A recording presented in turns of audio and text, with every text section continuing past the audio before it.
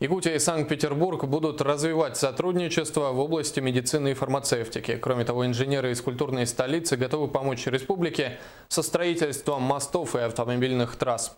О чем еще говорили представители региональных властей, расскажет Айсена Бурнашова.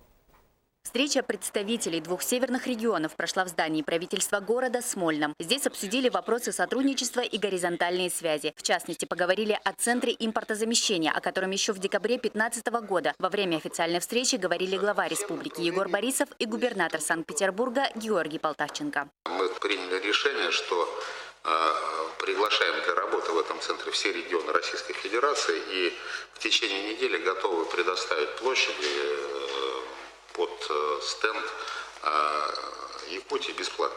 Центр импортозамещения открылся в сентябре прошлого года и представляет собой конгрессно-выставочную площадку, которая создает условия для эффективного поиска спроса и предложения промышленной продукции и услуг. Как отметил Юрий Куприянов, для Якутии это предложение актуально и интересно. Также руководитель администрации главы республики высказал и другие важные аспекты. Еще в XIII веке первый якут приехал в Санкт-Петербург, когда еще имперской России, с планом о жизни якутов Российской империи.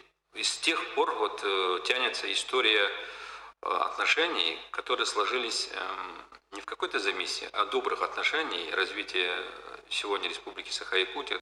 Санкт-Петербург – это столица мостов, и инженеры города на Неве готовы помочь Якутии с крупными инвестиционными проектами, мостами и трассами федерального значения. Для этого северная столица сможет использовать потенциал инженеров, ученых и при необходимости крупных организаций. Также Александр Говорунов отметил культурные взаимосвязи двух регионов и основную проблему, связанную с дороговизной авиабилетов. Правительство Санкт-Петербурга уже направило обращение в адрес Министерства транспорта с просьбой пересмотреть тарифы на авиаперевозки на Дальний Восток для работников учреждений культуры и образования.